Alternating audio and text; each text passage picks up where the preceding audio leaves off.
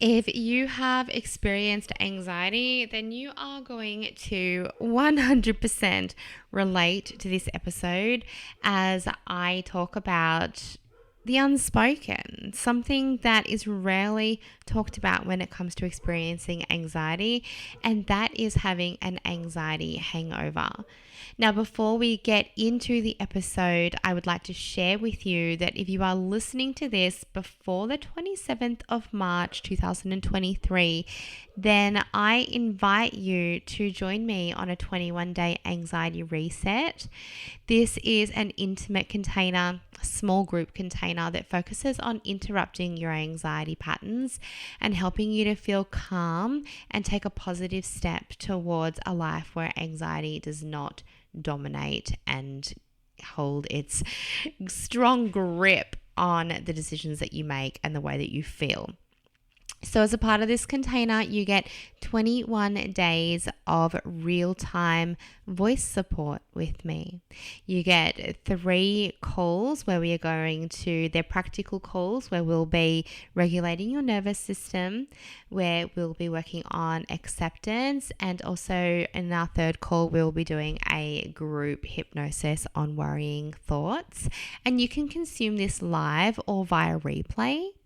And then you've also got some amazing bonuses like my mindfulness for anxiety masterclass and my overcoming anxiety, anxious thoughts ebooks. So if you are listening to this before the 27th of March and you would like to explore that container, then I will link that in the show notes. Otherwise, if you've missed that, I don't know if I'm going to be making this offer again, running this particular group again. So just reach out to me if you are listening and you are ready to move forward from your anxiety and you know that you are ready to do that with support. Just reach out to me. There is a link in the show notes for a getting to know you call. It's complimentary. It's 20 minutes. We have a phone call to see where you're at and if there's anything that I offer that could support you to move forward. Now, with that being said, let's get into the episode. This is Alive and Thriving, where we tackle all things that stand in the way of holistic well-being and self-care in life and as women in business. Join me for real and raw conversations and inspiring guests who are expert in their fields as we come back to life together, overcoming stress, anxiety, nourishing our mind, body, and emotions. I am your host, Jessica Reed, alternative therapist, life and wellbeing coach. And if you are ready to grow, heal, and thrive together, then you are in the right place. So as mental health awareness is growing and there is more and more talk, open talk about anxiety, which I believe is absolutely fantastic, that more people are normalizing how they are feeling.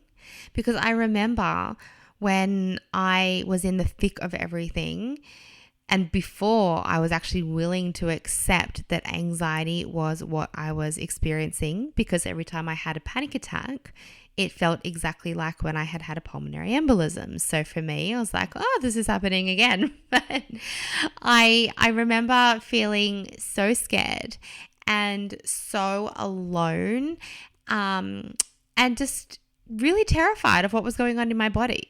Like really, really terrified. Because to me, all I knew was I didn't feel healthy. I didn't feel normal. So with all of these conversations happening, we are taking some comfort in, and by we, I mean us anxiety experiencers. We're taking some comfort in knowing that other people understand how we're feeling and that there is not something fundamentally wrong with you. And there's not. I can assure you there's not. Anxiety always has a reason. There's always a reason. It may not be logical to your mind, but there is always a reason.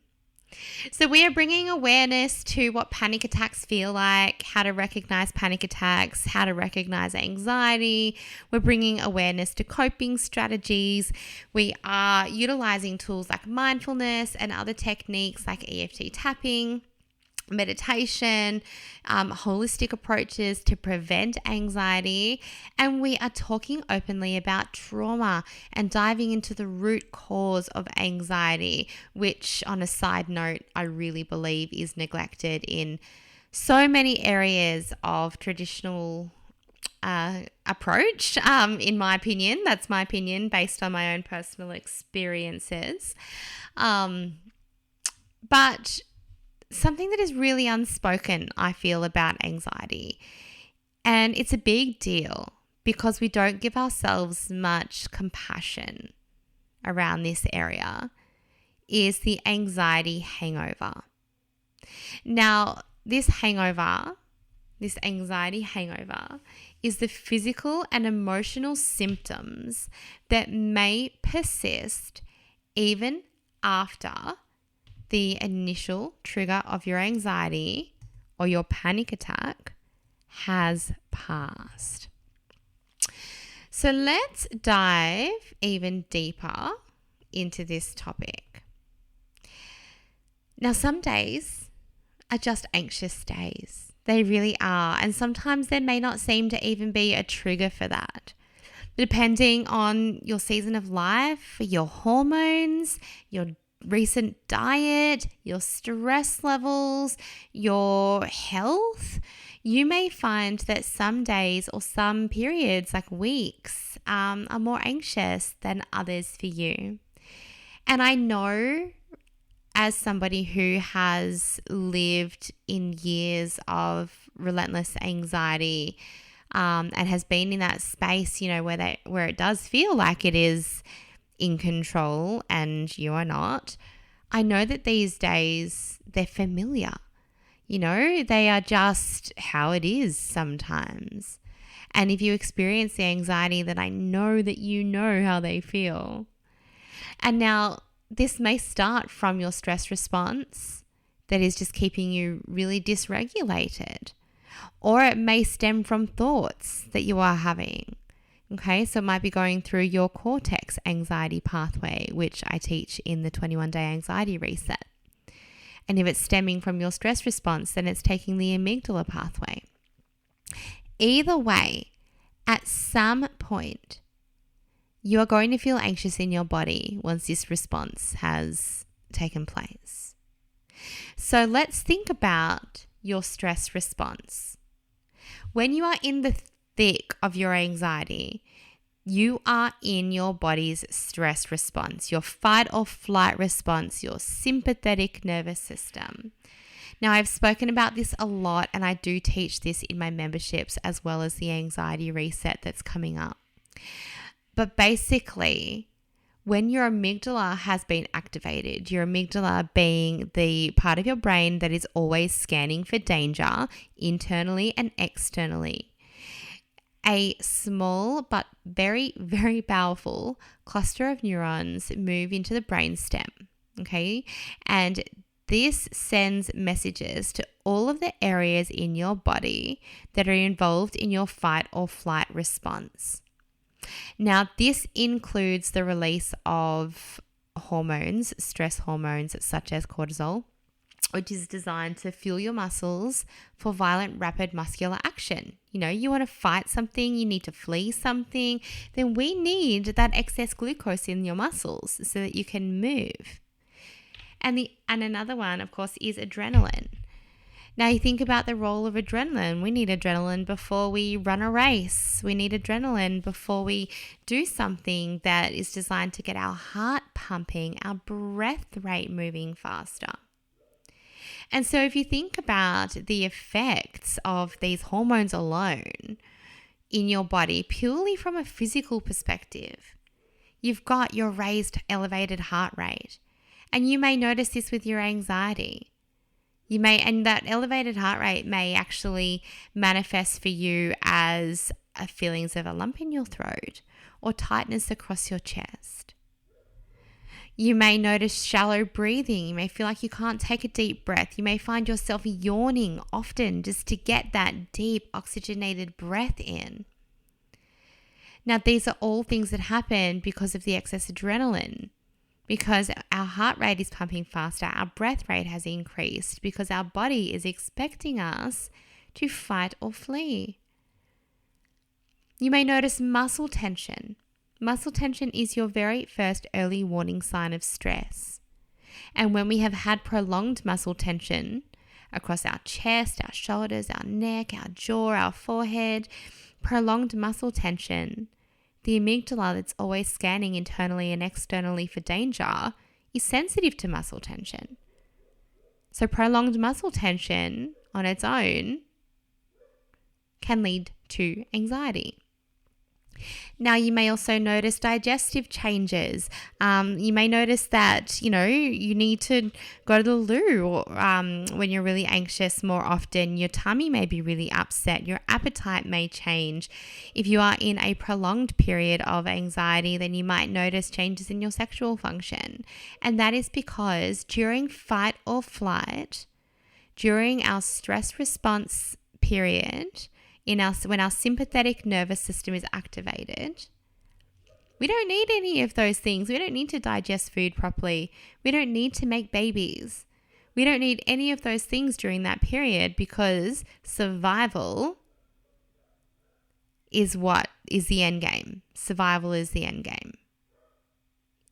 So now imagine that you spend, say, just a few hours feeling anxious. Again, maybe with your anxious thoughts that are causing a feeling in your body, maybe with, just feelings of discomfort in your body that you can't quite point out why they're happening. But imagine you spend a few hours feeling anxious with your higher heart rate, your shallowed breathing, which may lead to feeling dizzy. Think about hyperventilation. Or a few days feeling anxious. Oh, and tingles just on the hyperventilation, the tingles as well in the fingers and the toes.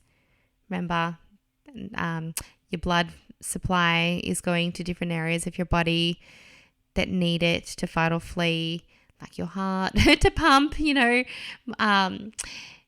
your breathing is shallow, so you're not getting as much oxygenated blood around. So just normalizing in the sense of, when I say normalizing, I don't want you to normalize that living with anxiety is how you should be living, or should's probably not the right word. But I want you to know that there is options for you, that there is possibility for you, that living in a space, in a body, in a mind that is not consumed with anxiety is possible for you, even if it is all your body and mind have known for a very long time. So when I say normalize, I don't mean because you feel this way, you can't change it. But I mean, these symptoms, I get it. They're normal anxiety symptoms. They are not things to fear. They are very uncomfortable, but they are just your stress response. Your anxiety, your panic is an overreaction of your stress response. Now, back to what I was talking about. So let's imagine that you spend a few days feeling anxious, that you have your muscles tense this whole time, because you may notice as you are listening to this, whether you're walking or whether you're sitting down, just do a quick intake. What are my shoulders doing? Are they raised up? Are they hunched forward? Is my chest constricted? Is my jaw clenched tight? Just do a quick intake. Am I squeezing my forehead? Take a nice deep breath and let all these muscle tensions go as you let go. Because let's say you've spent a few days or even weeks or even years in this state where your muscles have spent this whole time tense and your heart rate increases regularly and your breath rate increases and you have excess cortisol in your body and excess adrenaline ready for you to run a marathon. if you were actually running a marathon that whole time for hours, days, or weeks, or months, or years, you would expect to be physically exhausted.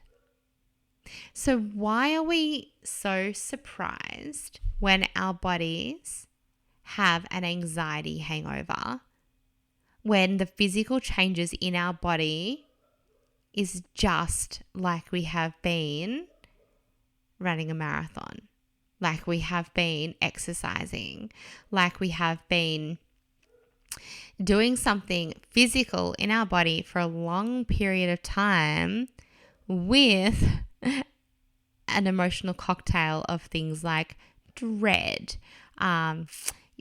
pure feelings of fear, shame, guilt, whatever else you're throwing into your emotional cocktail.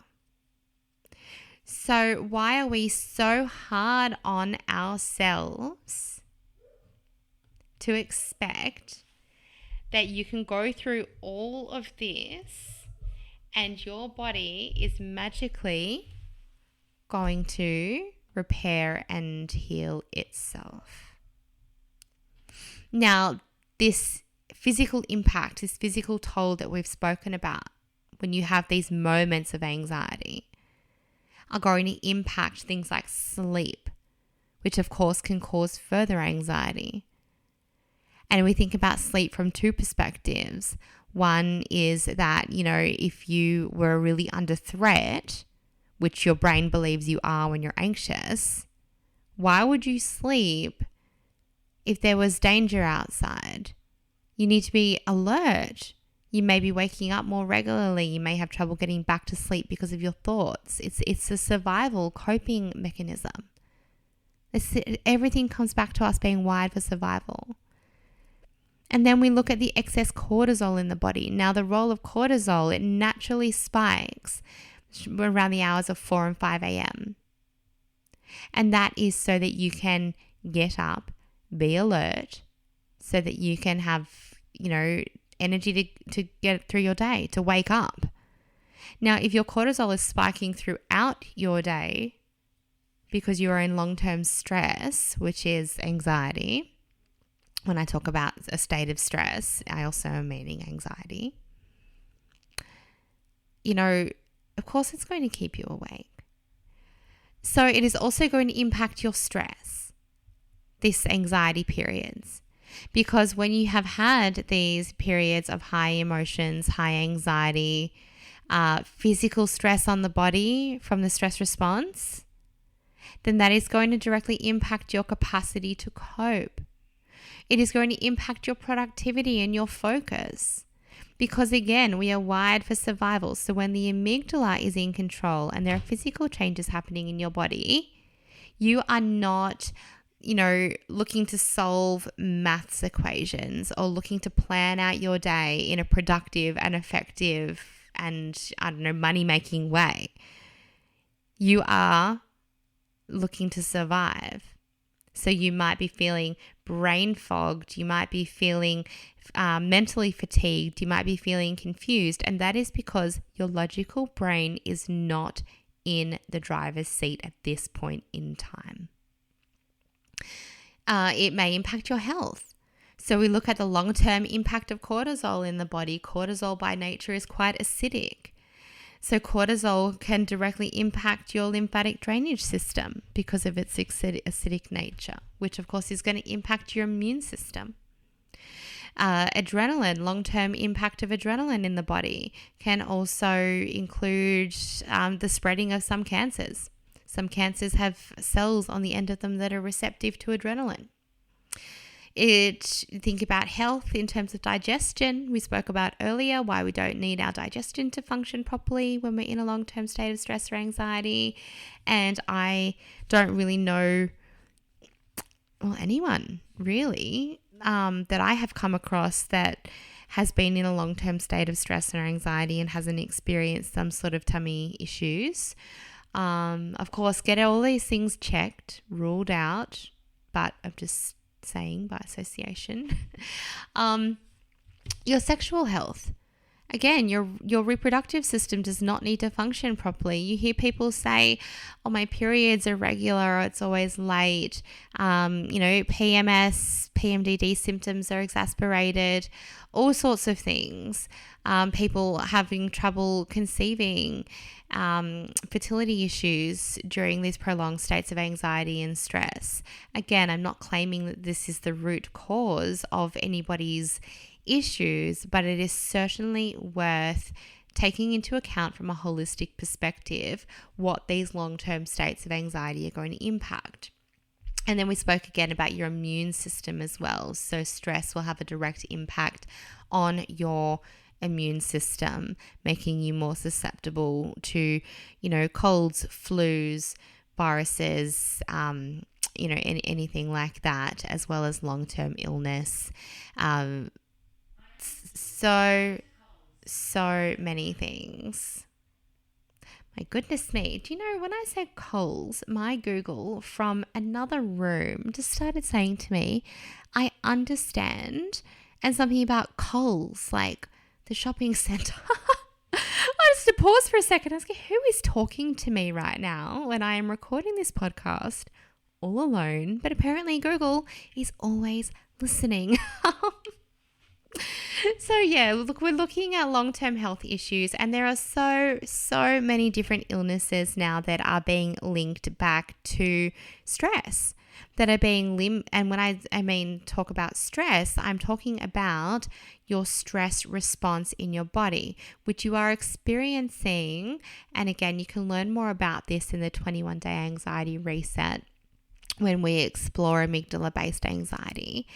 Amygdala pathway anxiety. But, when you are experiencing these long-term states of stress from all of these different reasons that I've already spoken about in terms of the physical changes that happen in your body, there is an unbelievably long list of illnesses that are now being linked back to being associated with or potentially even caused by long-term states of stress. Okay, so just knowing that what is happening in your body, and this is not to cause you more anxiety. This is because I'm sharing this with you because this knowledge and this awareness, depending on what mindset you want to look at it from, can be really, really empowering.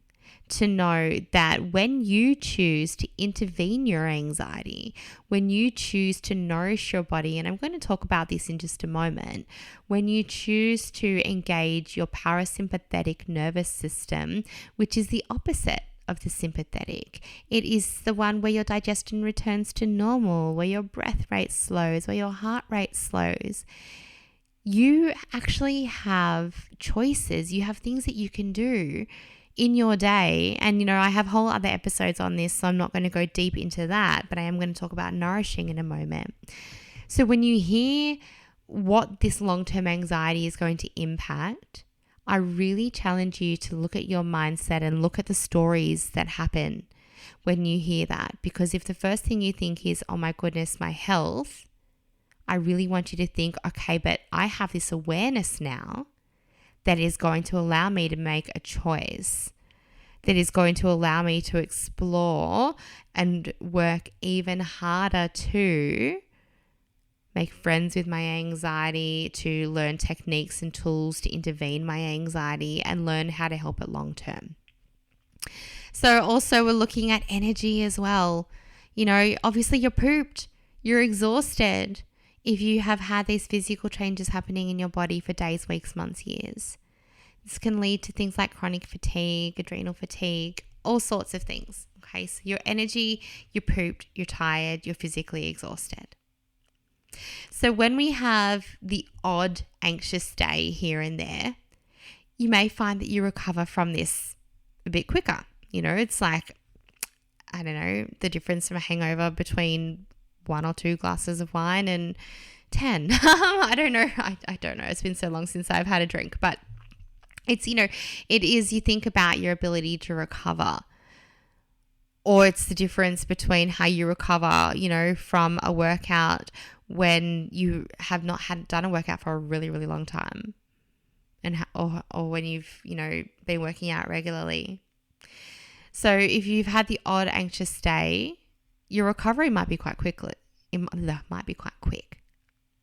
However, if you are in this state for a prolonged period of time, okay, so days, weeks, months, years, then it is likely that your emotional residue and the physical discomfort that has been happening in your body is going to take longer to pass through.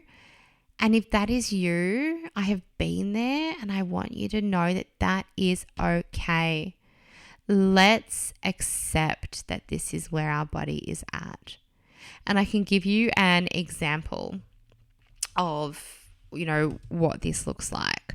So for me, a lot of you will know, if you've listened to my podcast or you follow me on social media, that I had years and years and years of living in this high state of stress response, physical illness, that led to anxiety disorder, that led to panic disorder. And so now I'm in this space where anxiety attacks are few and far between. I'm very familiar with my triggers. Most of them are emotional. Some of them are environmental, like light, for example. I am still sensitive to like fluorescent lighting, as well as too much screen time, but that's okay. I know my triggers. I don't plan my life around them anymore because I'm in a much better space.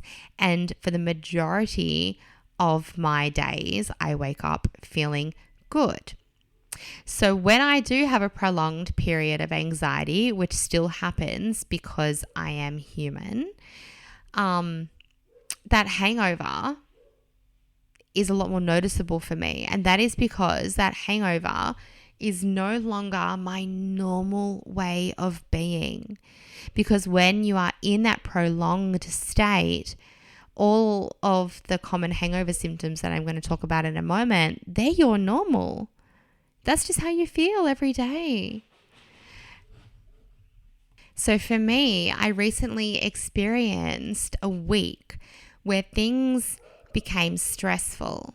I was emotionally triggered, and I experienced quite a few days in a row of anxiety. And this was more intense than I had experienced in quite a long time. So occasionally, and I mean occasionally now, I will have panic attacks. I recognize them quite quickly. I throw my coping skills into action. I shorten the panic attacks and I recover really quickly. But what happened this week was not normal for me. I was really out of my comfort zone. I had a lot of emotional triggers. I had my hormonal triggers as well, and I could not avoid my light and migraine triggers. So this is like for me, the full Monty. Like it is like the whole shebang. I can't think of any other cliche words, but and so for me, I experienced 4 silent panic attacks over the space of a couple of days. Now, I'm not going to talk right now about silent panic attacks, but I will do an Instagram post on those. So pop over and check out the difference between a silent panic attack and a not silent panic attack. But I had 4 silent panic attacks and they were full on. And what I was starting to notice and observe, because I am very self-aware now after all of this work, is that my focus was going towards the panic, going towards the way that I was feeling, and noticing the tension in my chest, noticing the lump in my throat, and anticipating my next panic attack. Okay, so this is where I'm talking about when we have these prolonged periods. And what can happen is that, particularly with our hangover, we can actually induce more panic from these symptoms and these experiences, which is why I really feel it's so important to bring awareness to them. So for the last couple of days, which is after I have had these, really full on panic experiences where I didn't feel fantastic for the majority of my days, and I had 4 silent panic attacks, I have been so hungover in my body. Now, that for me has felt like a really tight chest. And I caught myself thinking just the other day, oh, why was my chest so tight? What's going on? Am I getting sick? I'm not panicking anymore. I'm not anxious. And then it hit me, which is a little bit how this topic has come up on my podcast. But it hit me. I was like, this is the anxiety hangover. I haven't experienced it like this for so long because I recover so quickly from the odd anxiety attacks and because it is no longer my normal. I felt so fatigued, so emotional, like a little bit numb, and then a little bit like I wanted to cry. And by the way, if you are experiencing anxiety or panic and you can do something to help you cry and have that release, please do. It helps so much. If you can have like a muscle tension release, then that will help as well. And if you can have some kind of like orgasmic release, that will also help. But for the last 2 days, I have been feeling tight-chested, really fatigued, and in the space of this emotional hangover. And so I really wanted to talk to you about this common, like what a common hangover experience might feel like. Obviously, everybody's body is different. And then how you can help yourself through it as well. So we've had these panic attacks or we've had these prolonged anxiety attacks or this prolonged period of anxiety in your mind, remembering that your brain uses 80% of your daily energy. And so if you're worried, then you are unknowingly activating your stress response. Your amygdala is scanning your thoughts for danger, is scanning your body's reaction. And when you are worried, you will likely have muscle tension. And again, the amygdala is sensitive to muscle tension. So you've had this experience and the anxiety has now passed, a little bit like me for the last couple of days. The anxiety is past. I'm calm. I'm not anxious anymore. I haven't had a panic attack. But my body and your body in these cases and your mind is like, okay, well, I feel like I've been hit by a bus.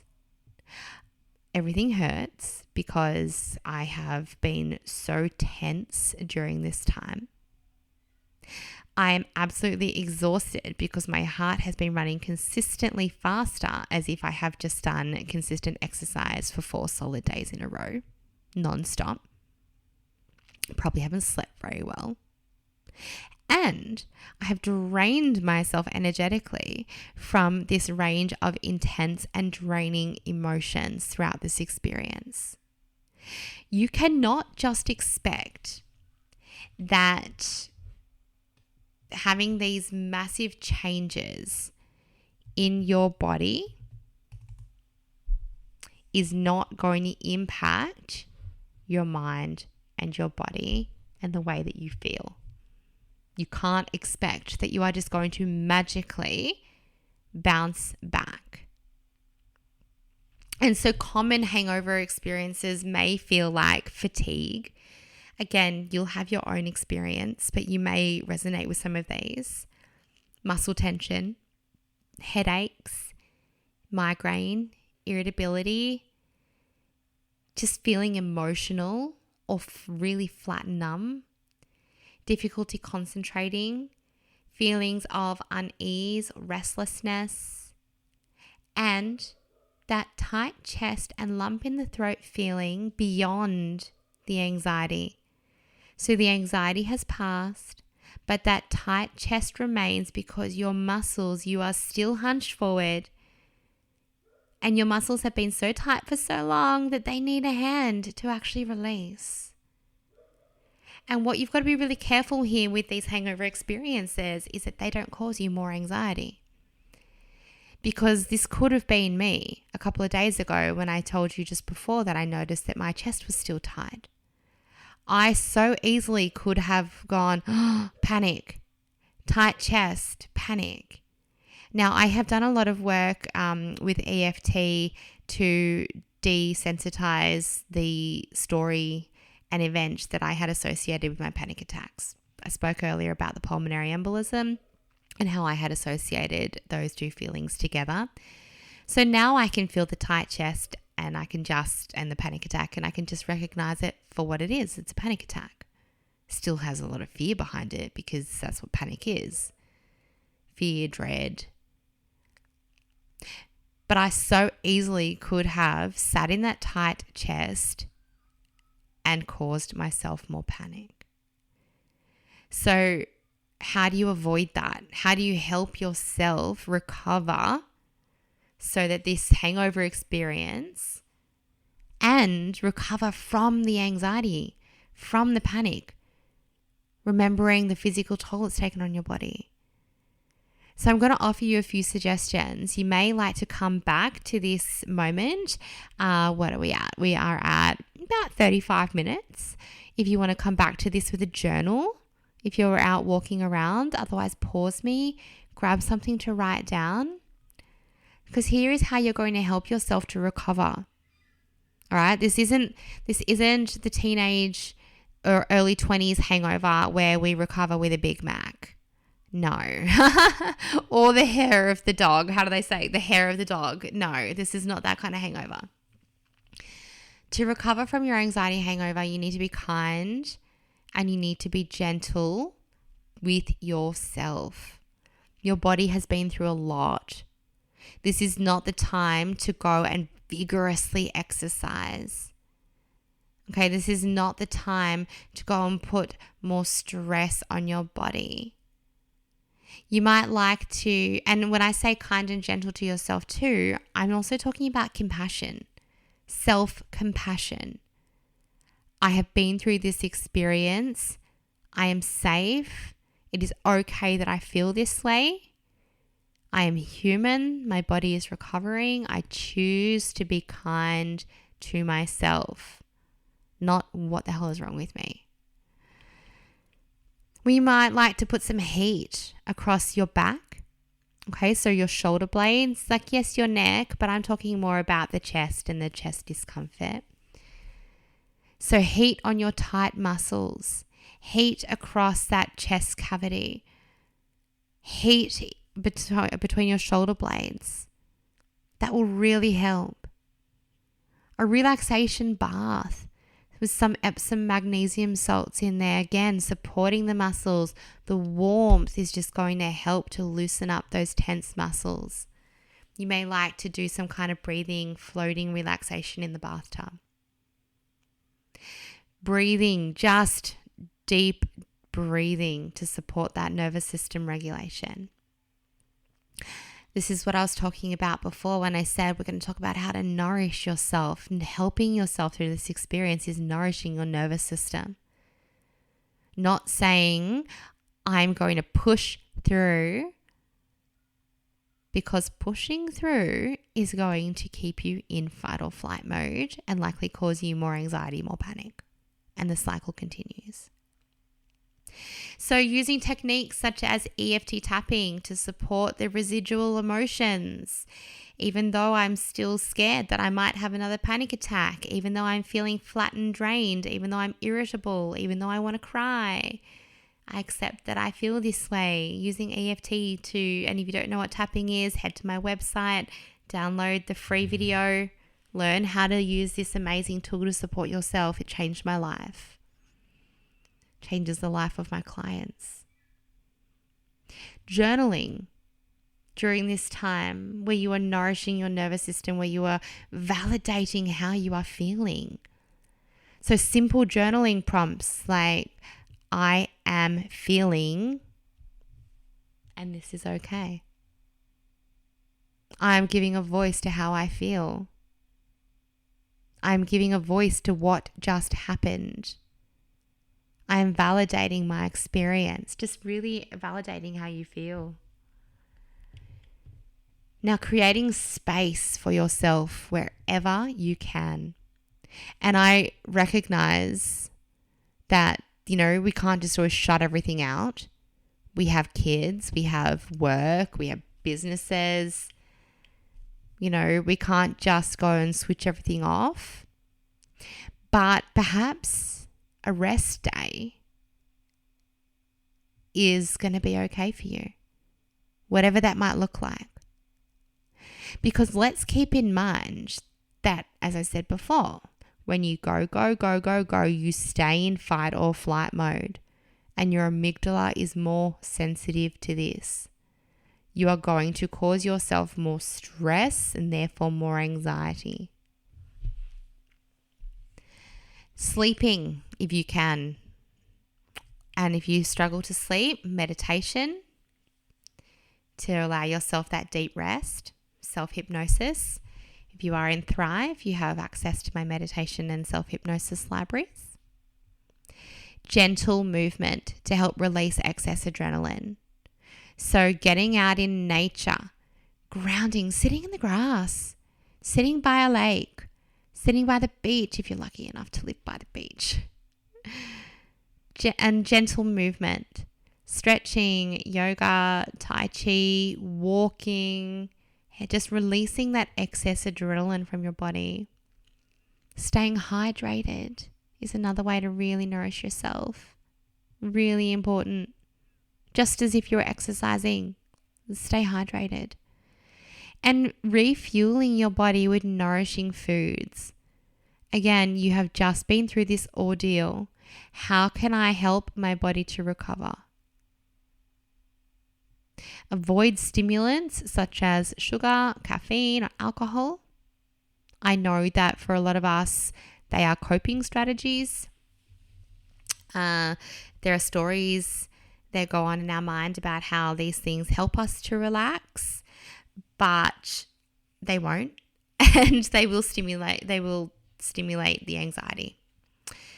So just keeping that in mind. Now, hugging someone as well is another way to help nourish your nervous system while you are recovering in your anxiety hangover. Some kind of co-regulation.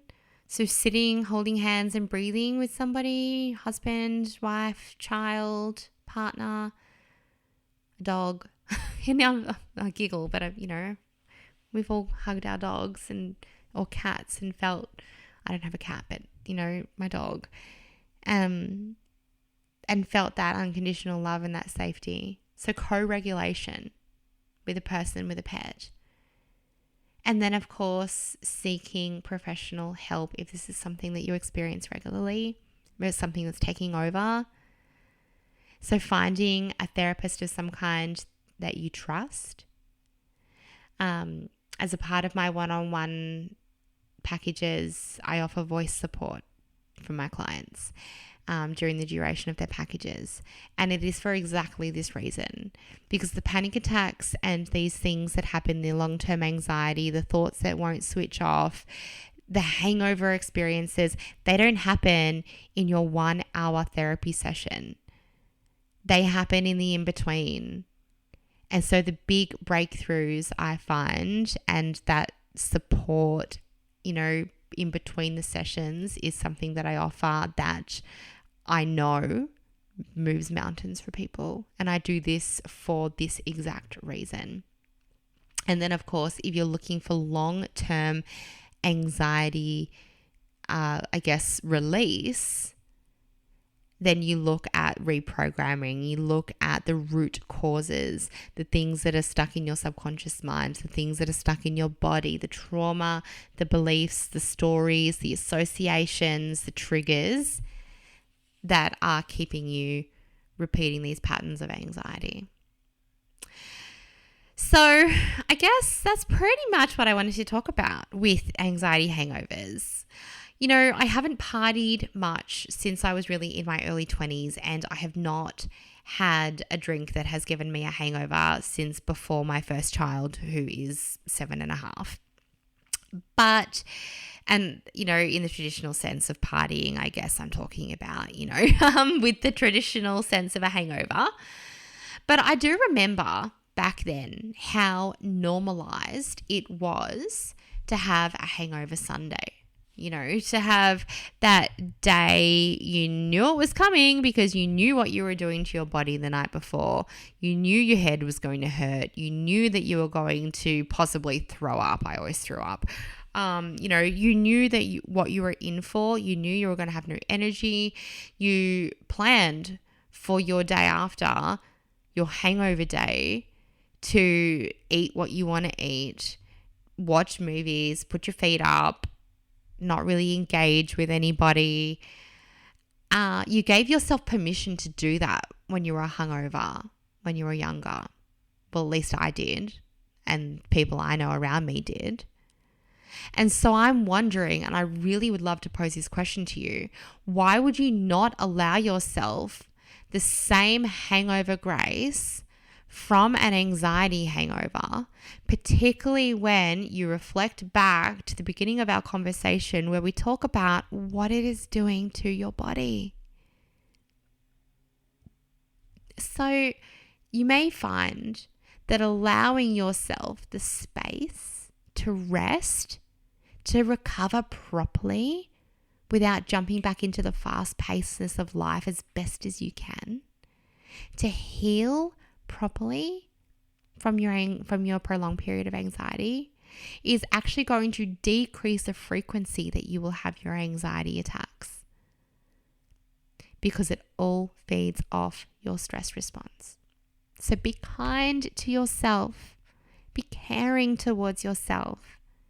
Be compassionate and respectful of what is happening. Prioritize your well-being. Prioritize your health. And I would love to hear from you. If you found this episode helpful, if you are ready to break free from your anxiety. So until next week, jump over on social media at jessica.reid.ilc and jump in my DMs and let me know, what's your experience with anxiety hangovers? Let me know if this episode has been helpful. What are you going to do to nourish your nervous system? Are you like me and you are in a space where your anxiety is few and far between, so you really feel the hangover? Or are you living daily in your hangover at the moment? I want to hear from you. Take care. Talk to you soon. Next week, in fact. And thanks so much for tuning in to Alive and Thriving. You have been listening to Alive and Thriving by Inspired Life Collective. Did you know that you can help us to impact even more women on their well-being journey simply by subscribing to this podcast and leaving a review? If stress or anxiety, life or business has got you feeling inside like you are just busting to come back to life, then I invite you to book a discovery call with me so we can chat about how Inspired Life Collective private and online services might be able to support you through your journey. I am so grateful to you for being here and having me in your ears. So until the next episode, just remember that you were born to thrive.